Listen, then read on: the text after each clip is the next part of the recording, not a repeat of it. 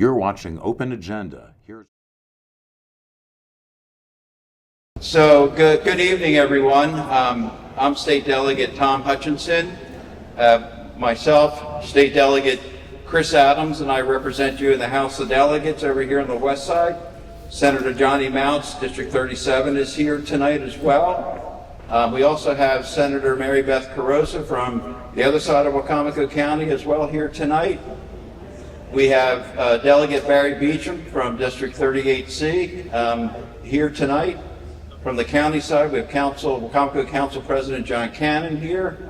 We have Councilman Jeff Merritt and Councilman James Wynn as well. And David Ennis is here. I'm so sorry. Thank you. Boy, this is great. Nice to see everybody coming out. I think transparency is really important. I know there's been a lot of questions, concerns, unknowns about the future of the Wetipquin Park coming here to the west side. So we've arranged this meeting. Delegate Adams and Senator Mounts and I, we had a meeting about a month ago with a smaller group to really get the questions out, and we thought it'd be great to have a community meeting here tonight. So just sort of how this is going to work tonight. Next, I'm going to have Captain Joe Lappin come up to give us a prayer and say a couple comments on behalf of the West Side Community Task Force. Then John Cannon will come up and speak on behalf of Wicomico County. And then I'm going to turn it over to DNR, and we do have Secretary Josh Kurtz here. And I got to tell you, in the 3 years that I've been in the House of Delegates, Secretary Kurtz has been so open, so transparent, so accessible. Anytime I've asked him to come out to talk to the community, he's always been willing to do so. And I think you're going to hear a lot of good information from him, and hopefully a lot of good feedback as well. He also has brought with him as well the Director of Park Services, Angie Crenshaw. And then we have some guys over there on the side that are part of Natural Resources Police, so we have some questions that will revolve around them. But a lot of what DNR wants to do is really be a part of the community and make them be a part of the community. So I'm glad everybody came out here tonight. I'm now going to turn it over to Captain Joe Lappin. All right, how's everybody? Okay, this is your task force. This is what we do. This is what I can say that the task force has gotten all these great people together. And as neighbors of the community, I will certainly say that your voices were heard by us as your local task force. And it's a great honor to have all these people here. And you guys know that every time I conduct a meeting, whether it's a small one or a big one, I always say a word of prayer. So if you would, bow your head, and I'll open up with that. Heavenly Father, we thank you for the opportunity to come together with our leaders. And we thank you for the opportunity of all of us to be great neighbors with each other. And Lord, we ask in your Son's precious and holy name that you watch over all of us in our questions and our concerns. And we ask, Lord, that we remember that the delegates and everybody here understands that the voice that we have as a community, they're here for us. And Lord, we ask that you watch over them in all that they do in the community. In Jesus' name we pray. Amen. I think John Cannon's going to come up next and speak. And what I will do is when we get to the question and answer part, what I would like when you guys start asking questions after the secretary has spoken, what I would like to do is hold it to questions first, ask the secretary questions after his speech, and then if we have a comment section, we'll do comments afterwards. Okay? Thank you. John? Thank you, Joe. Appreciate it. I'm part of your welcoming committee. It's good to be here. Glad to see so many people here. You know, we have a lot of respect in Wicomico County for this west side, because we've seen what you all have done just in the last few years. And from a council perspective, not only just the number of years I've been here, but I think all the members of the council are so amazed as to what this community has done on your own to improve your community, this community hall being part of that. So, needless to say that when we got wind of the fact that there's going to be a state park in Wicomico County, I think the same question came across every council person's mind, as did everybody in this room, such as, what is this all about? Why is this here and why didn't I know anything about it? So that leads to a lot of questions and concerns on the part of everyone. But we're trying to respond as quickly as we can, as effective as we can to address that problem for you. I've been around quite a while. I know some in there might have said too long, but I've been around a long time, and I don't think I've seen a community event where we had in a community issue where you had so many county council representatives involved, had so many state members of your state delegation involved, delegates and senators involved, members of such as Steve Miller with Department of Recreation and Parks involved, and also from the state of Maryland. All across the board, it has come to, from what I see today, it has come to our attention that this is very important. It's very important for your community. We want to make sure we do this and we do it right. We started out the day at about 2:20. We went to Conley Mill, up on the north end of Salisbury, and then we came down to Pirates Wharf and Pemberton to look at those parks, and now we're here. And we did all that with Secretary Kurtz, because Secretary Kurtz has agreed that he wants to make sure that the state of Maryland is doing the right thing for each and every one of you, wants to make sure that what he's doing right for the state of Maryland is also right for Wicomico County, and also right for the West Side community. So ask all the questions that you want, as long as we get out of here by midnight. No, that's when those guys get involved. It gets too late. But seriously, ask the questions. You have to get your concerns answered so you know when you feel comfortable with what's happening. And I'm sure between the group that's up here, your task force committee's done a great job. And I have a lot of confidence in the secretary that he's going to help answer all your questions and make you feel a little more comfortable about where we are today and where we're headed. So pay attention to state parks and what's the other? Partnership parks. That's a new word for me too. Partnership parks and state parks. They're two different things, but they can both work very well within the community, within the county, within the state. I'll leave it there. So thank you very much again for coming out on behalf of Wicomico County and the council. We really appreciate it. We're glad to see everybody here. Thank you, Joe. Can we go straight to the secretary? Secretary Kurtz, thank you. Good evening, everybody. Thanks for having us today. Really appreciate it. I want to thank the state delegation, your local elected officials for the tour that we got to go on today and see a bunch of different great opportunities for us to keep working with Wicomico County. We do have a little presentation that we'll put up here in a second, but I wanted to start first off addressing the concerns about not knowing anything and hearing anything about this in advance. And I wanted to start kind of with the process that we have to go through for acquisition in the state of Maryland, that we're kind of bound to, and why this is really the beginning of the very public part, the planning part, the part that we will seek a significant amount of community feedback and input when it comes to actually implementing and building a park that allows us to frankly be a good neighbor. When people think about the park service across the state of Maryland, they tend to think about Sandy Point, Assateague, Patapsco, infrastructure heavy, millions of people. That is 3 of the 74 parks that we have across the unit. Many more of our parks than those 3 are about preserving our rural culture. They're about telling stories. They're about protecting wildlife. They're about giving people, passive recreational opportunities, and very much what we're thinking in this park. So how do we actually go about, as the state of Maryland, acquiring property for a state park? I'm going to use exactly this as the example. And frankly, this started 8 years ago. So understanding that the landowner was really interested in preserving the incredible job that they've done on that property, preserving and restoring the homes, ensuring that it is a very clean and healthy environment, a robust amount of wildlife. It still has working agriculture, all of the things that we love to see on our state parks. We've been having conversations going back those 8 years with this landowner about having an acquisition by the state of Maryland. So that's the initial stage. When we're negotiating with a private landowner, we aren't able to talk about that with the public because it's a private real estate transaction at that point in time. That takes us to Board of Public Works. That's really when we can become public with this conversation, which happened earlier this year, went through Board of Public Works. What Board of Public Works does is it says, hey, state of Maryland, this is a public conversation. We think it's a good idea to do this acquisition, and here's the cap for the dollars that you can spend. Keep doing that negotiation.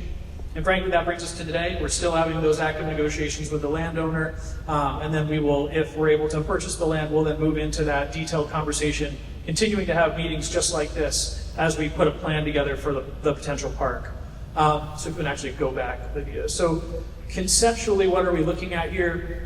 Wetipquin Creek State Park, around 445 acres, 2 parts on either side of the creek, approximately 210 acres of mature forest, 80 acres of non-tidal and tidal wetlands, 8,000 linear feet of frontage. All of this says to the Department of Natural Resources is that this is a really important property for clean water and for wildlife habitat. And this is also a property we're very interested in because it's already got protections on it, easement protection, critical area protection, so that we won't be impacting any of those or considering any type of development in that property. And I think that's one of the things that we wanted to discuss with you all tonight. Next slide, please. So just really quickly, map of the park.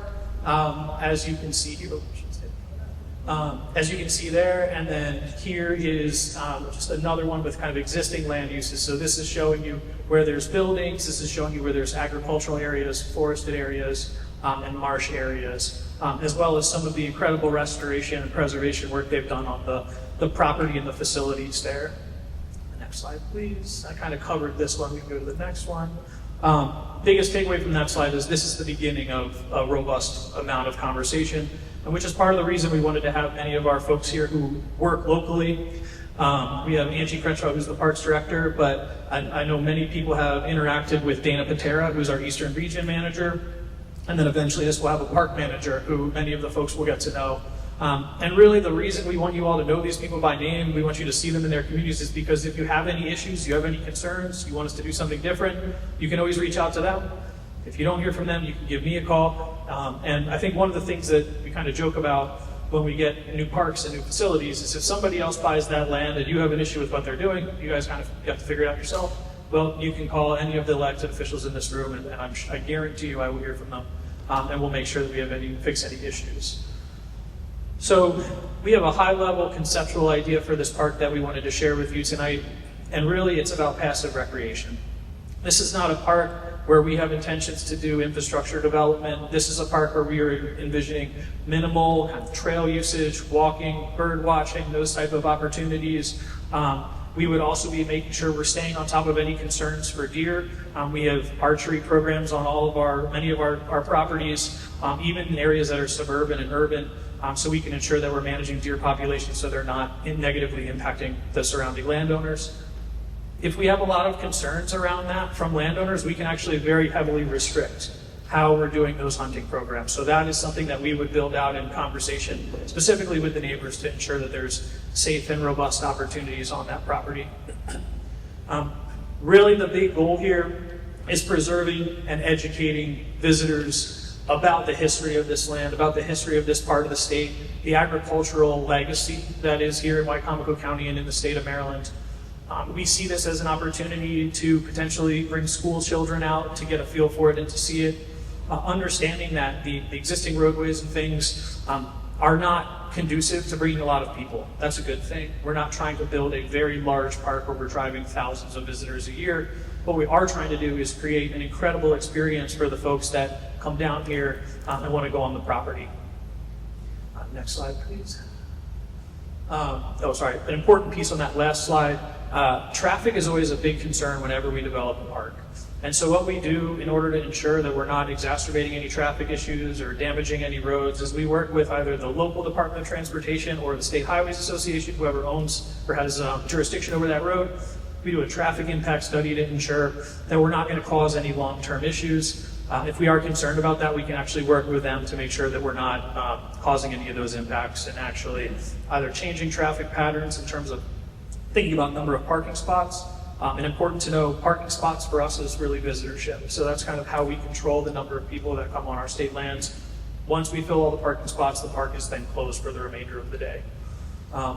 And so, again, we really wanted to show you the incredible natural resource history and the natural resource legacy on this property. Very mature forest, a lot of tidal and intertidal spaces, incredibly important. And this is one of the things that we're actually looking for when we acquire property. We look at this thing called a targeted ecological areas layer. Basically what we're saying here is that this is really good ecosystem, really good habitat for a wide range of things we care about. Next slide, or is that the last? Okay, and that's the last one. So a couple other questions that have come up in conversations today I wanted to talk about. So we talked a little bit about traffic. Another way that we manage traffic is through, we call this a people and traffic movement contract. And what that does is it allows us to basically evaluate, is the way that we're operating the park causing additional traffic backups? And then we can change that operation. And the way we do that is through buy advanced passes. That way you know ahead of time if you are going to be able to get into the park or not. And that's really helped us kind of limit those traffic impacts we've seen in other parks across the state of Maryland. We get a lot of questions from local neighbors about how do you guys handle trash? And what we do in the park system is we have a pack in, pack out ethos. They're considered trash-free parks. That does not mean the Park Service does not deal with any trash. If someone were to come and to throw trash on the ground, we are able to have our parks employees make sure that it is being picked up and it's being disposed of. But what we do is we encourage people not to bring trash in, and if they do, to pack it out with them. We've seen a lot of success with that, but that doesn't mean that we would not be responsible for and be daily removing any trash that is left behind. Trespassing is something that is oftentimes a big concern amongst neighbors of parks. That's one of the reasons I wanted Sergeants to be here today, so you can get to meet them and see them. But when we manage our parks, it's the Maryland Park Service and the Natural Resources Police. And the way we do that is Natural Resources Police will be patrolling. We also have Park Service that can give them a call them out to ensure that if there's any issues, they're able to handle that. But they would be looking for trespassing, people acting erratically, any kind of potential issues like that. We'd also be looking at any build out of trails, keeping that away from property and boundary lines. We want to make sure that people don't accidentally trespass and that they aren't given a chance to look across into another property and say, that looks interesting, why don't I take a few more steps? We also heavily sign all around our property so that people know you have reached the boundary. And I think those are some of the biggest concerns we've heard from other communities. I also just wanted to say, we spend a lot of time in communities whenever we roll out a park answering a lot of questions of concern from local members. And it's the wide range of questions depending on kind of what that actual community cares about and some of the issues they've seen in those spaces before.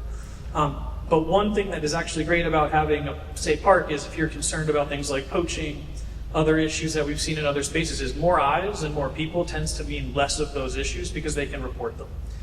So by having visitorship to spaces, it allows us to protect and preserve those.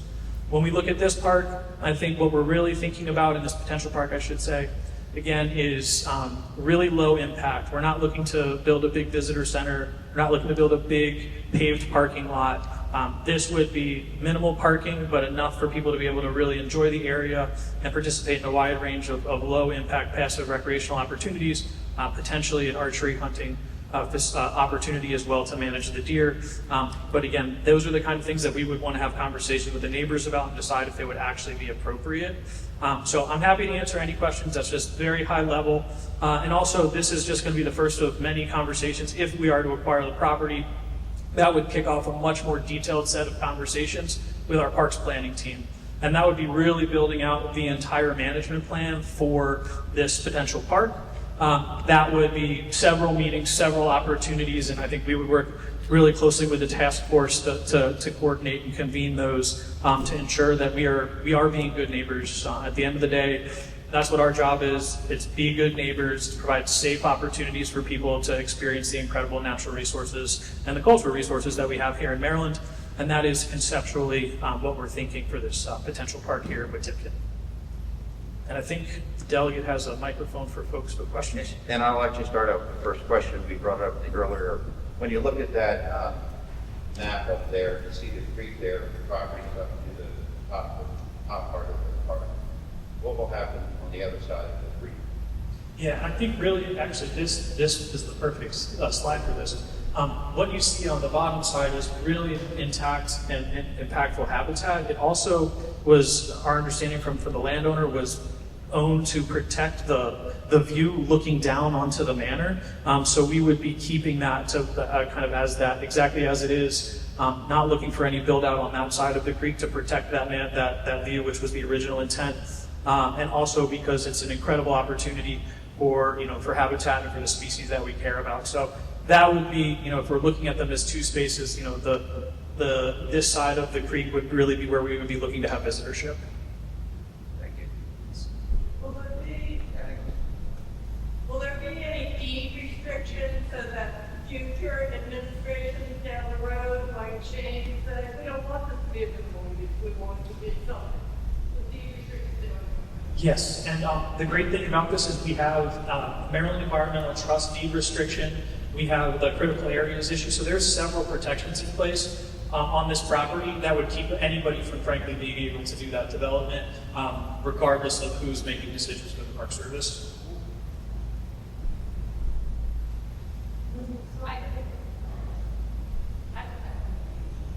We are being recorded as well. Oh, thank you.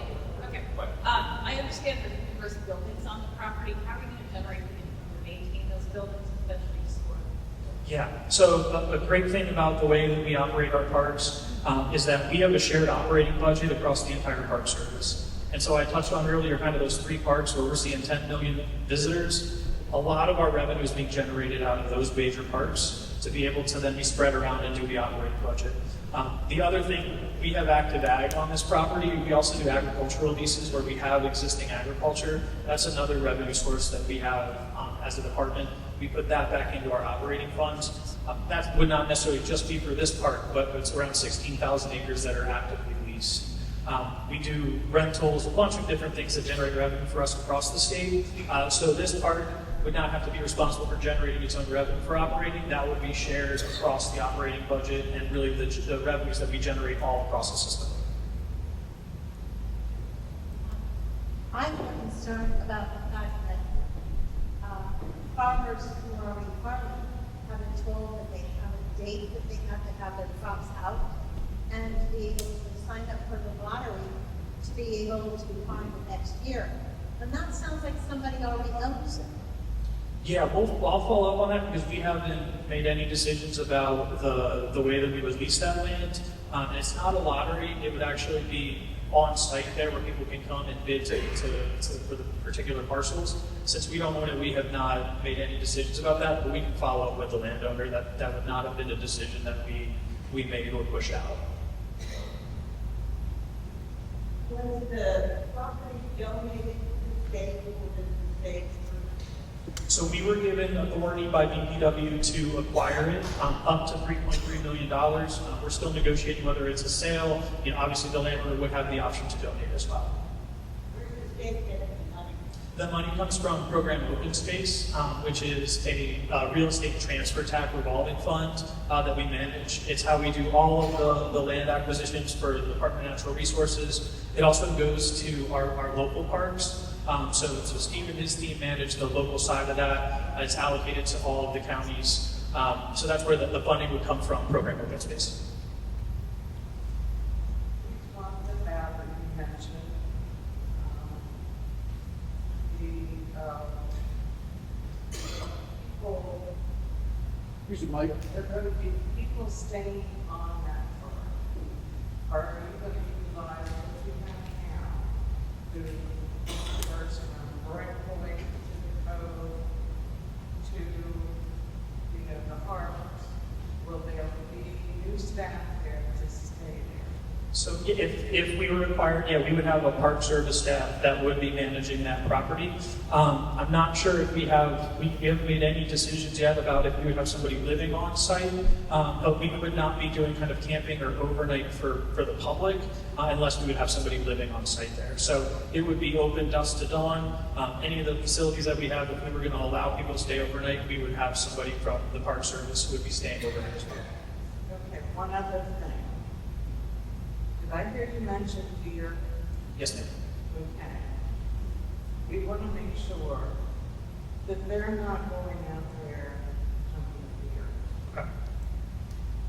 That is absolutely a discussion. I think the two things we try to manage with deer is if we have deer living on our property that are going off onto other properties and impacting the ag spaces, then we will have managed hunts for them.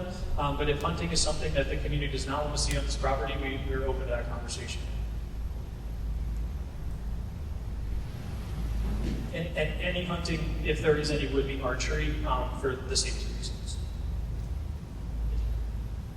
Once you do acquire the property, how long until it's open Yeah, so frankly, this is one of the closest things I think that we've ever seen to turnkey. This would be a very short turnaround time for us. The property owner has done, frankly, a stunning job with managing that property, keeping invasives down, really, really nice, high-quality infrastructure in terms of the building. The things we would need to figure out is that traffic impact and the driveway. But those would be something that we would work through with the community. I think this is because of how turnkey this is with our public processes, I think we could probably get this open in about a year. Probably a year would be what we would be looking at, making sure we have enough robust time to put that plan together with the community.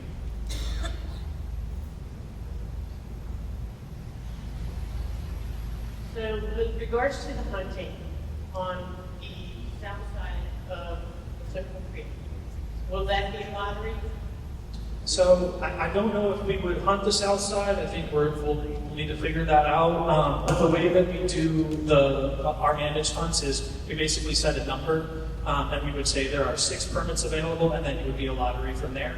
But it wouldn't be like anybody and everybody could get a pass to come on. That would be set at a certain number. We would then have Park Service who are checking them and checking them out, making sure they're staying in the areas that they're supposed to be. So it's much more of a managed hunt on the parks properties. Is there any chance that the adjacent landowners will get that lottery? I'm not sure. I can't guarantee that, but they're definitely able to put it through. Why can't you guarantee it? We can't pick those. We can't just pick who gets to hunt the property because it's a state property. We have to open it up to anybody who wants to. Yeah, but the adjacent landowners also pay state taxes. Oh no, absolutely. So we wouldn't preclude them. They would absolutely be able to if they won the lottery, but we can't pick and choose who gets to come on. We would have to make that kind of a lottery. And there's no way you can make an exception on that? Not that I'm aware of, but we can talk about it. But it's tough for us because if it's protected with public taxpayer dollars, we have to make it available to all the American taxpayers. So earlier, you mentioned all these issues with all the other state parks. And those are also the issues that we're concerned with. And when you said that, it made me think that, okay, these are all issues with the other state parks. We're going to have the same issues. We're going to have trespassers. We're going to have trash. We're going to have people that don't respect, boundary lines. And you can't even promise that the current farmers are going to be farming cropland that they've been doing for many years. And frankly, I'm a little bit surprised that somebody hasn't contacted me yet about it right away. Yes, Are you aware of the right wing? Are you on the southern side? Yes. Yes, and I think that's the conversation there we would need to have with you is if we would be doing public or if it would just be for department staff. But we definitely want to talk to you because there would need to be an easement if we were to access it through that existing roadway. So why haven't you talked to him? Because we haven't acquired the property and we might not keep that existing roadway if we don't need to. Okay, so let's go back to the Yep, beginning. initials, yep. Has So, the contract been signed with Donald Graham? I'm sorry, Has the contract to buy the property been signed? no, we have not closed on the property yet. No, closing is a different issue. Has the contract been signed to buy the property? No, we have not finalized the sale yet. We're still negotiating. And with the land sale, there's normally a contract sale signed for intent to purchase the property. Oh, we would have done an intent to purchase before BPW, saying we want to buy the property, but we haven't signed anything that says we've formalized the deal yet. So we're still negotiating on how the transaction would go, how we would buy it. So it is not, so we do that intent when we send that to the Board of Public Works, which just says we want to buy this piece of property, and then the board sets the cap, or the 3.3 million is what they said as a cap for how much we could use to spend up to that. That part's been done. Yes. And I want to touch on the trespassing and the trash. So those are not current issues that we're dealing with in those parks. We hear those concerns whenever we start developing parks. And so the way that we manage them, for trespassing, it's signage, It's people on the ground, it's boots on the ground, it's citations, it's having law enforcement as part of the department to make sure that we're managing that. For trash, it is our staff that are there. We do pack in, pack out, and try to keep people from bringing as much trash in as possible, but that is managed by our maintenance team and our park staff. So they're actually doing trash pickup and collection throughout the park throughout the day.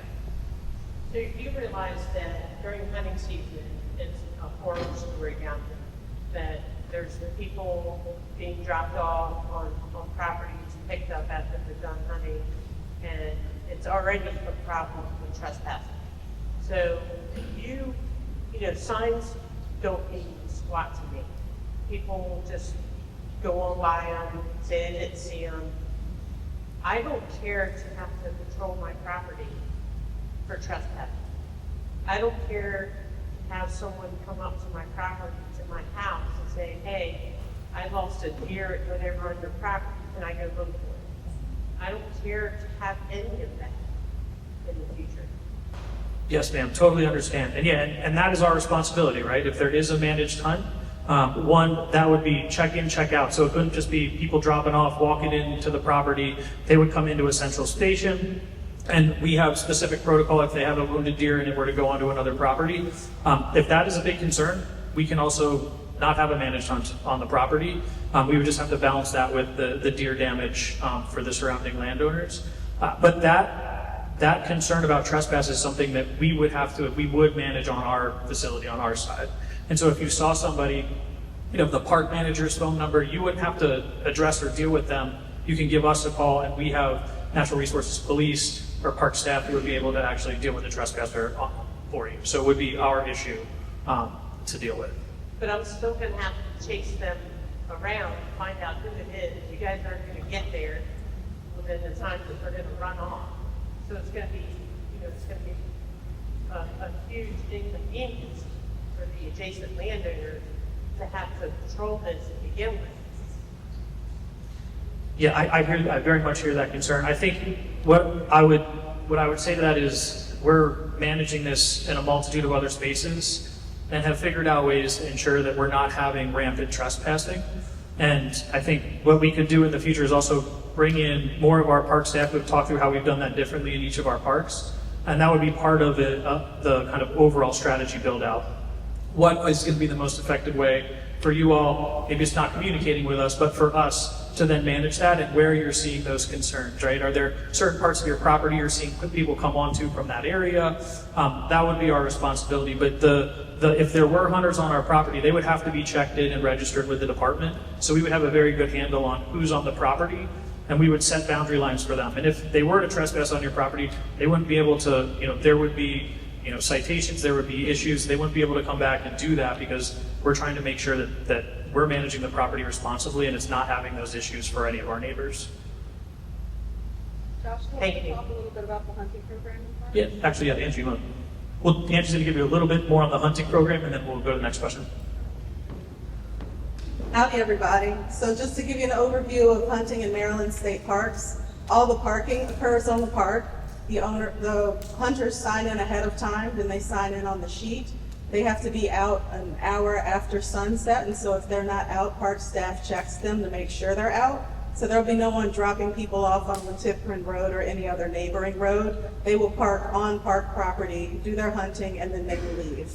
And I've worked at numerous parks that all have hunting. After a while, I know all the hunters. We're friends. They let me know when they're going to be there later. I call the natural resources police. We make sure they get out safely. We recently had a hunter that came in too early. It is not hunting season, and he got a citation.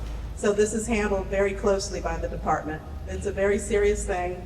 We have hunting in 41 state parks, and it's been happening for 30 years, and we've had 0 incidents. So just so you understand, people will come to the park, they will park, there's an allocated number of parking spots, they sign in, they have a tag or something that identifies them as a hunter, so we know who they are, we know their permit number, and then they're supposed to be out, and if they're not out, then we handle it. But no one will be dropped off because all the hunting occurs in the park. Everyone signs in and everyone signs out. It is heavily controlled. When you pass off hunt, how many hunters will you allow? So her question was, when you have a hunt, how many hunters will we allow? It really depends on the size of the property and the size of the land. Josh mentioned carrying capacity. That is a big deal for us. The previous parks I've worked at, we might have 5 or 9 parking spots for the day. We also do ADA hunting, where you can hunt from your vehicle if you can't hike in and hike out. And that's been lovely for the community. It allows people who can't normally hunt to be able to hunt. It just really depends on the property. And this, as you can see, is not a terribly large property, so it would be a ton of hunting if we do allow hunting there. As Josh mentioned, we don't own the property yet, which is why you all haven't been engaged, but we've been doing a lot of planning and working with the current landowner.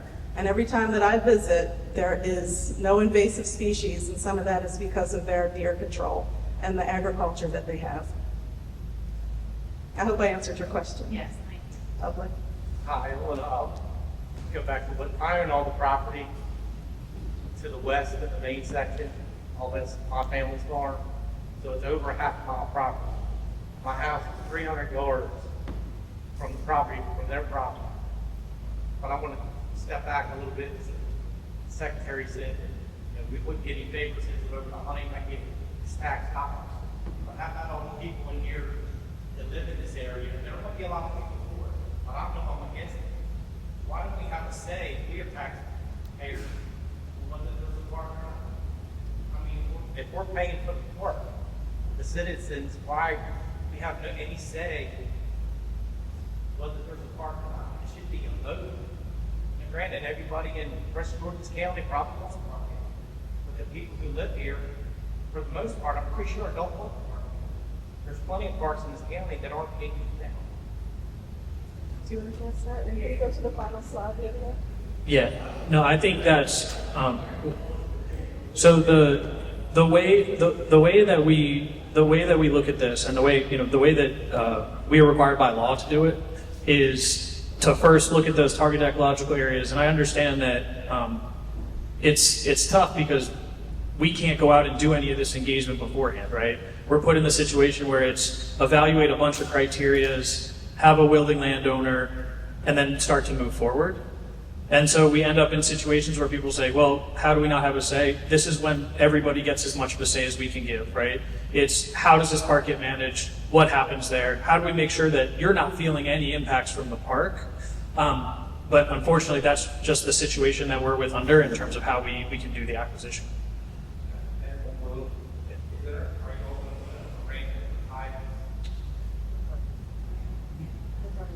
Oh, there's a soft launch there, but we're not going to add a ramp. So kayaks only would be from what he already has existing there. I think there was somebody up front here. Thank you. I'm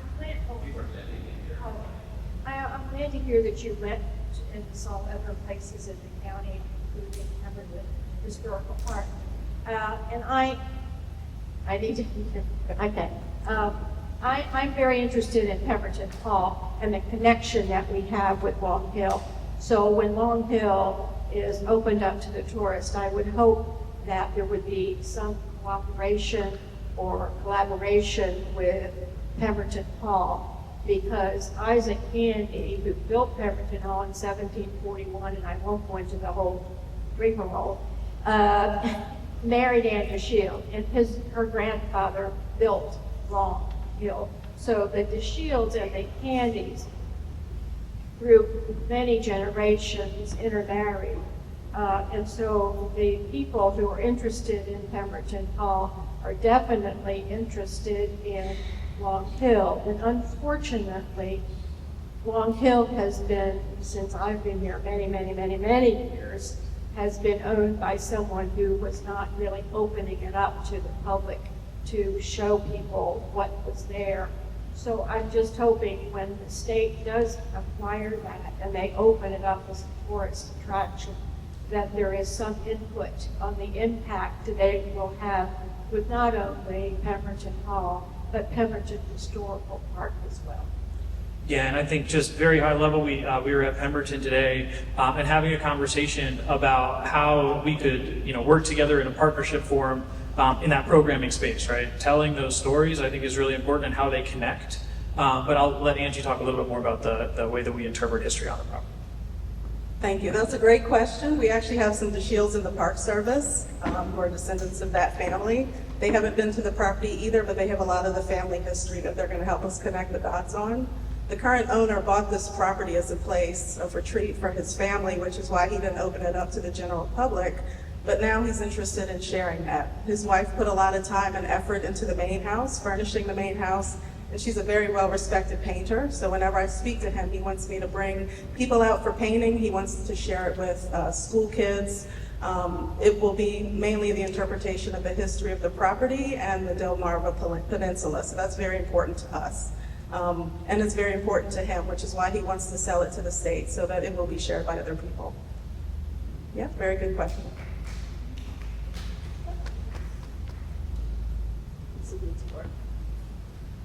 Relative to the thoughtful gentleman behind me that spoke about the number of people that don't want it, I'm one of the few for whom he does not speak, that properly managed, I think a park for the population is a wonderful idea. We boated up the creek in our little boat and looked at the park from the water. It's absolutely beautiful. And I think to preserve this for people in the area is a wonderful concept. Thank you, sir. And Lydia? Lydia, can you go to the last slide, please? There's a reason we're looking at this property. We had a report commissioned for Maryland State Parks, and one of the requests was to make sure that folks all over the state have access to Maryland Park Service property. Wicomico County is pretty far from a Maryland State Park. People in Delaware and Pennsylvania have more access to Maryland State Parks, that's okay, than people in Wicomico County. And so that was one of the things that was asked of us, why isn't there a Maryland State Park in Wicomico County? But thank you for your support. Okay, ma'am in the purple. I just want to add to that. There are a number of people that who are in front of this, and I have a folder of letters from people who Appreciate that, thank you. Oh, and you beautiful handwriting. Secretary Kurtz, you had opened up, or John Cannon opened up about partnership parks, and I haven't heard that in your discussion. Yeah, so one of the things we looked at today, and I think, when we look at other counties and other parts of the state, and how when we have a foothold park, we're able to work really closely with the local Parks and Rec department. And one of the new tools that we have at the state of Maryland is called a partnership park. And what this does is allows us to work together in places that maybe the state doesn't own, but we can provide additional human capital, additional services to those different parks. There's a lot of different models across the state. Some of those are actually parks that the state owns, and then universities, nonprofits, local good governments get to kind of co-manage that. And what we were looking at today was 3 other areas within Wicomico County that we think would be potential opportunities for partnership parks, kind of on different scales, right? One is a space that has not had any real work done, any restoration done, but could be a really incredible opportunity for a large-scale park. The second was Pemberton, which I think really has a feel more of what we're thinking for Wetipquin, and there seems to be a really good opportunity for us to do joint programming, and having a state park foothold gives us that opportunity to work in partnership with the local counties more effectively than we can when we don't have kind of dedicated staff in those counties. And then the third that we looked at was Pirates. And Pirates Wharf, and phase 2 is happening now. We're really excited to see that. A beautiful park, and opportunities there on the other side of the road for us to think about partnering together to continue to expand local park access. So partnership parks are kind of whatever we want to make them. They have a formal legal agreement between basically the state of Maryland and another entity that is either the landholder or owner, or who wants to have a stake in what happens in that particular piece of property. You spoke of kayak launches and stuff like that in the state park. What is your contingency plan for emergency medical services to be able to get access to that section of the creek? Because right now it's landlocked. We can't get up the creek because the bridge is too low. So all park rangers are emergency medical responders, which means we're trained to keep you alive until someone else like yourself or your team comes. We work on that with the county and local officials to make sure that everything runs smoothly, and every park has an emergency response plan. And that will include everything that we feature, hunting, soft launch, but again, none of that has been finalized. But we work with the locals to make sure that's good. We've also started doing emergency roundtables. This was a busy summer for Maryland State Parks. So we're working with the Natural Resources Police, all of our park managers and local counties to make sure they know where our parks are, they know who we are, and they know what we need. So we're gonna work on doing a few tabletop exercises to simulate issues that we have in Maryland State Parks, and those are actually starting in 2 weeks. So we do this a lot at a lot of our Maryland State Parks. Very good question. You mentioned the importance of this area for wildlife, and that it's a targeted ecological area. It is one of the most important green infrastructure hub areas in Wicomico County as well. I just wonder, what are the plans for maintaining the integrity of the wildlife communities and their habitats?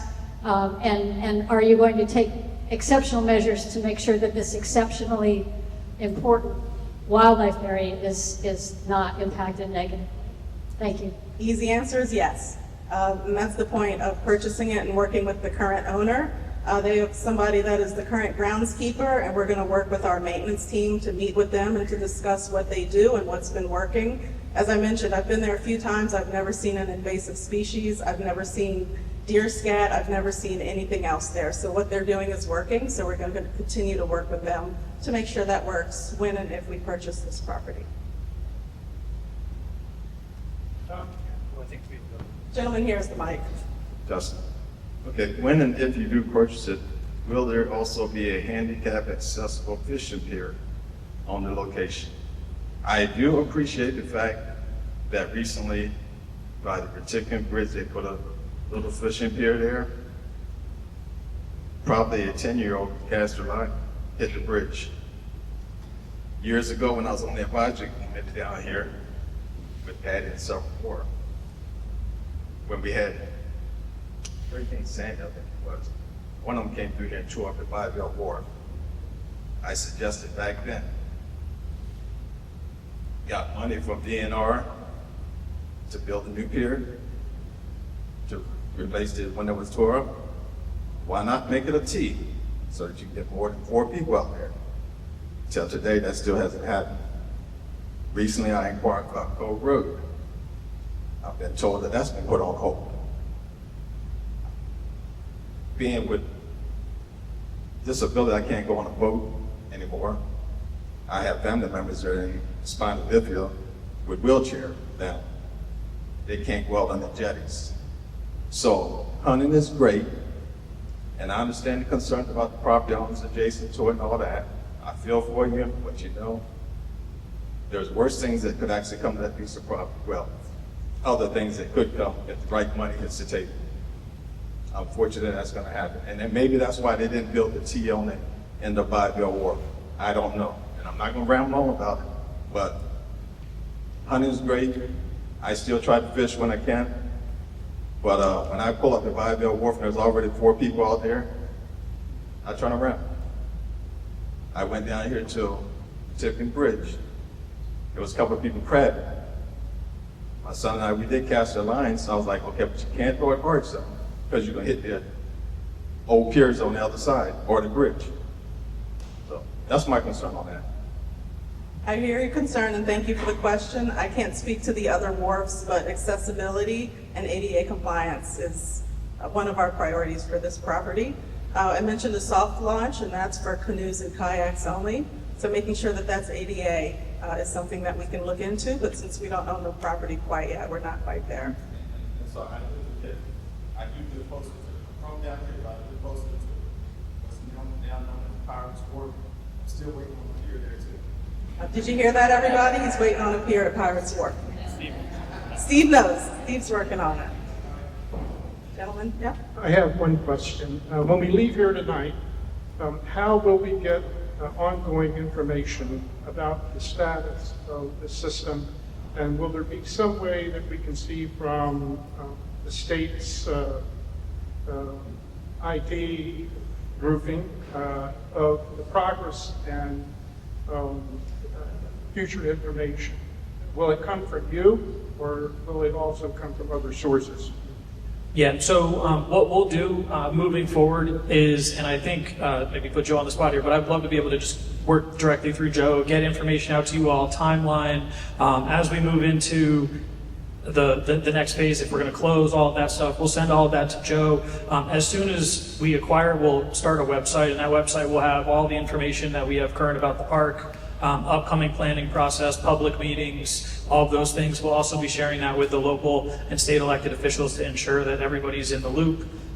With that, then we'll kind of set out that timeline for all of the park management development, or park management plan development, and we'll communicate through the website. But we're also glad to take any outreach. I know Dana Patera, who's our Eastern Region manager, has already been emailing with some folks, and we can send contact info through Joe and the task force to get to anybody who has questions, concerns, comments, any of that, as soon as we leave here today.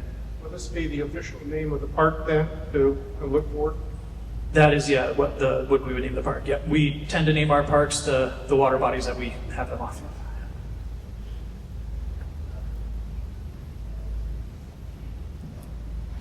In regards to the wildlife, can't some of that area be sanctioned for black duck conservation? That's a really good question. I think, as we build out these plans, this is also an important note. It's not just the Park Service team that builds that out. So we'll have our Wildlife and Heritage team be involved in that, and they'd be responsible for any species management, any work that would be done there on specific species. But you'd have the chance to engage with them. You'll be able to engage with our forestry staff, our land acquisition planning staff, our Office of Outdoor Recreation. So we'll have the multiple units that are responsible for these things participate in the management plan build out. So how long are you anticipating that we'll actually have true answers about this? What your proposals are, what your intentions as far as, say, traffic control?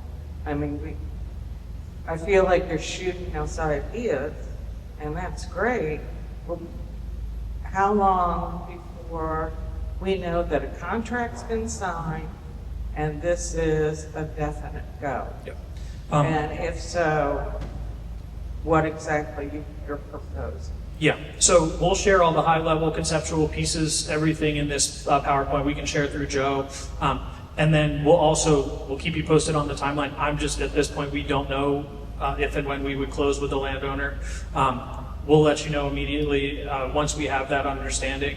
And then the actual management plan is really when we can get into all those details, right? Is when we can have those roundtables and start talking about how many miles of trail, where are the trails in the park, how are we thinking about changing that roadway to help with traffic flow.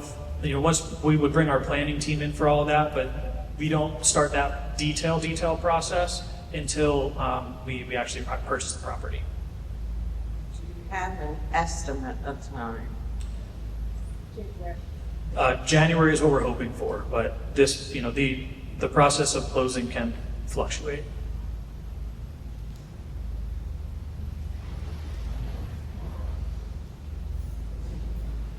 Why has it taken 8 years to get to this point? Do you know? I think I'll let Angie answer that. I think she's been involved with some of the negotiation, but. So the question was, why has it taken 8 years to get here? That's kind of the process with a lot of our Maryland state parks. This one's a little different because we're buying both parcels from a private owner. So it's really up to the current owner, the speed at which it goes. We're also working on some management agreements to manage the property, and he's going to donate everything inside of the house as well. So we have to get that priced. And I'm not an expert on antique furniture, so we have to farm that out. I'm pretty good at my job, but I can't tell you how much the chair in the corner costs. And we're doing an inventory on that, and we're also making sure that we know what the donation is. So we've been working with the Department of Budget and Management on that, and land acquisition just takes time. This has been going on for about 8 years. When it started, I was an assistant manager, and now I'm the director of the Park Service. So we're hoping to close it soon, but it's really up to the current landowner. So my understanding is the owner has donated 10 years of maintenance to Long Hill to the state. What do you plan to do after those 10 years are over? Are you going to have the money to maintain it as it should be maintained? So you're speaking to an agreement that we haven't signed yet, and I'm not comfortable speaking about in public, but we do have plans for what to do after the maintenance agreement is over. And we are, I guess I'll say we're friends with the current owner, and he wants to make sure this property is successful. So we are working on a succession plan for what happens after that, but I don't want to speak to a contract that hasn't been executed. Do you plan on the cropland that is currently existing and being farmed? I understand that it might all be planted in trees. Is that? I have not heard that. I think there's a lot of speculation out there. I think with the easements that are currently on the property and the fact that most of it is critical area, it limits what we can do. But their current agricultural situation has been working, so I see no reason to change it. And the whole property is in the Maryland Environmental Trust. Will you be following that that agreement that Donald Graham had with the Maryland Environmental Trust? Will you follow everything that is allowed and not allowed in that agreement? Yes, ma'am, I have to in perpetuity. And I don't plan to be here in perpetuity, but that's the point of the easement. Thank you. You're welcome.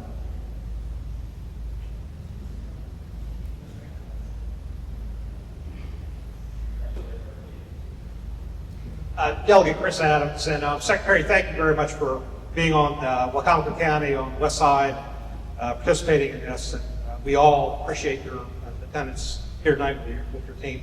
I want to make sure that we're using words that everybody clearly understands. The Cove Road project was intentions, words that were said. It's a beach replenishment or it's a beach restoration project. So I think everybody generally understood what we felt we were going to get there and do something different, right? So when we say a passive part, I want to make sure I understand clearly what that means, because what I think it means, what I think I'm hearing you say, is that this is a day use park. This is not going to be the kind of park like Shadwell. My wife and kids can't come any times over childhood at Shadwell or James Island, where we kayaked out to the point, had a good time doing what we did. So when you say passive, I want to make sure that we're clear as to what that means. When we say day use, we're not talking about there are being conversations about camping, for example.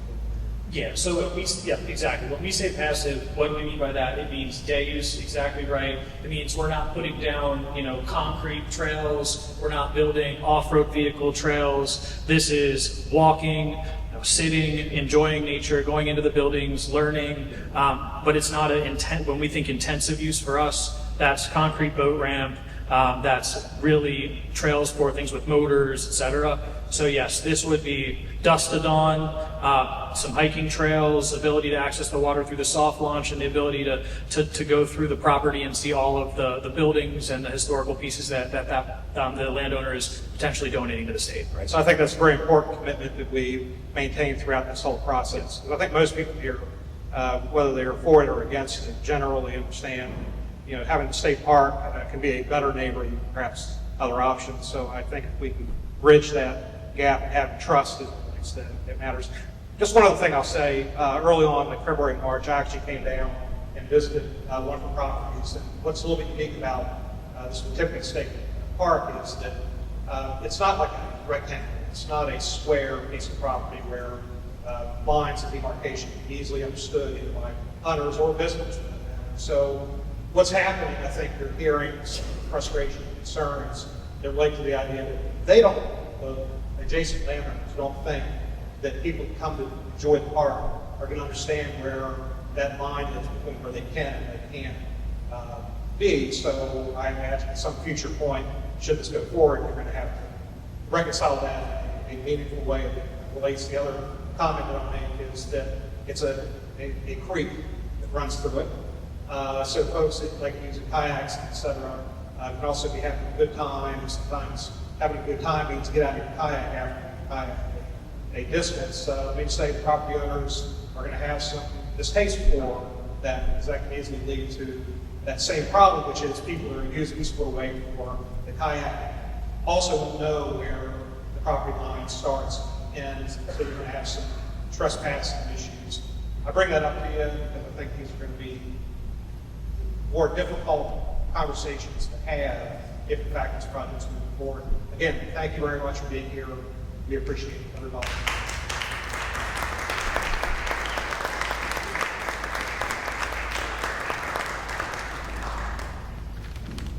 We'll take a few more questions here. I just wanted to ask, at one meeting I had been told that there would be a reservation issue. Like if you want to go there and bring a school bus of children, that all has to be registered before you can go there. Is that, if you're coming in a van with 6 people, you need to contact someone and register? Yeah, if you're going to be using it, well, so I think there's an important difference here. If you have like your family and you have a 6-person van and you come, it's treated as a residential or an individual vehicle. If you are going to bring a community group or it's the commercial use, which would be a community group, school, nonprofit, et cetera, and you want to bring a bigger vehicle out, we would need to be notified of that. But it doesn't mean that, if you have a larger van or something and you're bringing your family, then you wouldn't be able to. And that's also a customer service thing that we do in the Maryland State Park Service. If you want to bring a large group of students to any park, we call you, we talk to you, we talk about what you want to do, the number of people, if you'll be eating there, and then the number of folks that will be chaperoning as well. So that'll be very similar, but that happens at a lot of Maryland state parks. When there's ranger-led programs, we want to make sure that we offer the highest level of customer service, and we can only do that if we know what you want. So that is why we do that with school groups and large groups like that. So, in closing, for me, I won't say anymore. I just want to know exactly what this is, how this is, it's profiting the state, it's profiting the county. What about the west side? What do you see it doing for us? How long you got? Maryland State Parks are a benefit to all of our neighbors, and we're a benefit to most communities. If you like, we can talk about this a little bit offline, but every dollar that is spent in Maryland State Parks is increased in the community. People come and they stay and they eat. They visit other locations. They need to stay in hotels. So there is a lot of benefit to neighboring communities. We don't have a lot of those facilities. You don't, but Salisbury does and a few other locations. Could you buy boonies for it? Could we buy what?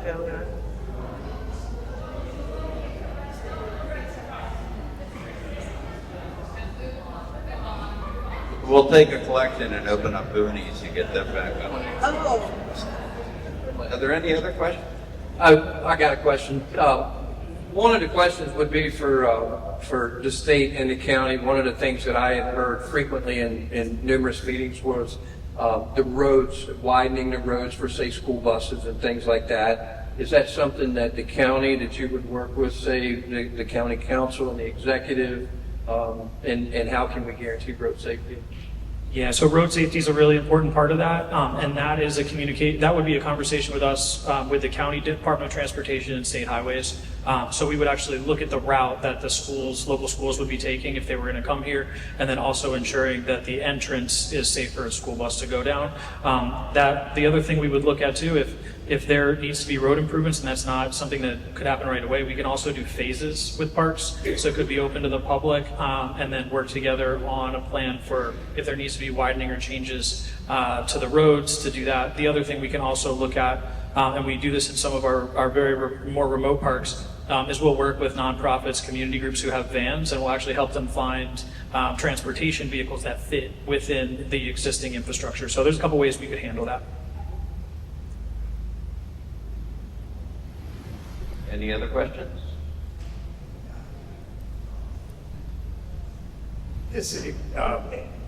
Delegate Adams mentioned this, but I think it's important that you understand, as landowners, I'm not a contingent landowner, but I'm right across the street, but you know, we bought properties, you know, I see this similar to a commercial zoning change.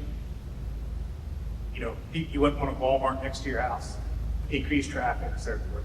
So I think it's just important to know that, you know, you need to talk to the adjacent landowners, number one, because we have the most concerns. Just wanted to note that. Absolutely agree. And I think something we'd be happy to do too is bring some of the adjacent landowners we have from other parks too into the conversation so you can hear from them kind of how it went, what that process went, maybe even things for you to look at, you know, ways that it's worked, things that we've learned from them. We have a few parks that have opened recently, and we have some very actively engaged neighbors who I don't think loved the idea, frankly, when we started, but we built really good partnerships with. So I also just offer that if that's helpful. So I have a question about adjacent land values with the state park. What's going to happen with our land values in the state park next to it? Yeah, so there's a couple of different studies that we've looked at in terms of what happens to land values, and what we see is either slight increases or holding even. We are seeing positive returns long-term too for folks that live next to state parks. There are, it becomes really something people want to buy. It's a smaller group, right? But we have seen that be beneficial to property values, and there's a couple of studies that we can share if that's helpful to see how that impacts the local land values.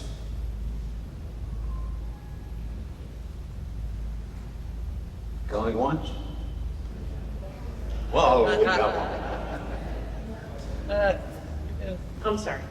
I am an adjacent landowner, and if this park wasn't right next to my farm, that we tried to, you know, this is a farm that we spent a lot of time, a lot of sweat and tears, and it's a place of peace for us, as probably all the rest of the adjacent landowners. If I wasn't right next to it, I would probably be all for it. So I understand the people that are for it.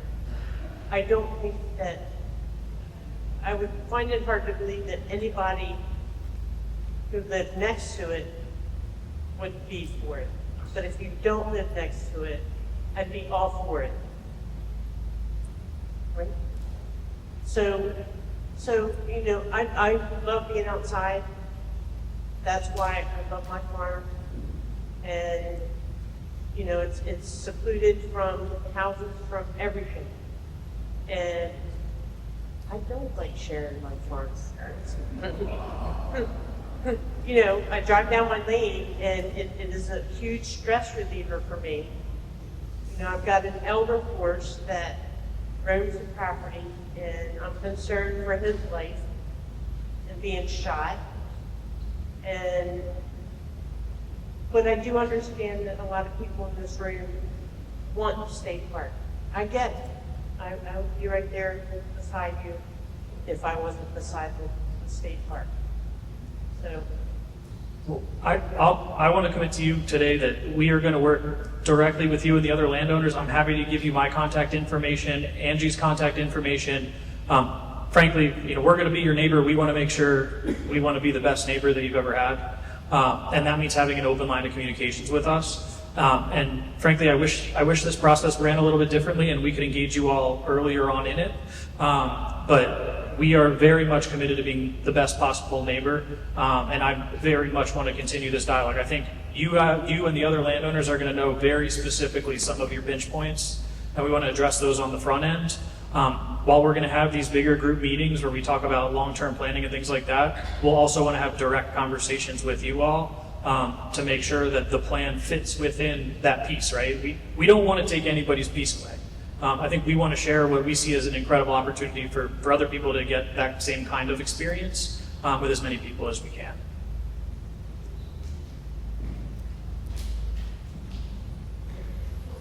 Yeah. If this sale goes through and does become a state park, what happens to the tax revenue that Wicomico County would normally get in a real estate tax? Mm-hmm. So a couple things. So what we've seen in our state parks, there's two counties that we do a payment in lieu of taxes with because they have a significant portion of state taxes, of their local property tax that comes out. What we have seen though is the economic return across the county does boost when you have a state park and more than offsets any property value or any property loss. But the payment in lieu of taxes is also another program that other counties look at. But that does mean kind of using part of the entrance fees for offset. So are you going to benchmark that today and then look at it next year and see what the result is, if it's really bringing that much more revenue into the county? Yeah, we constantly evaluate how much revenue is being brought in by our state parks, and we're also working with the State Department of Taxation, Audit Taxation.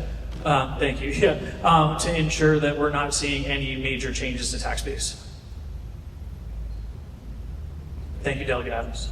Yeah, Secretary Kurtz, thank you so much. Angie, thank you for being here. Joe.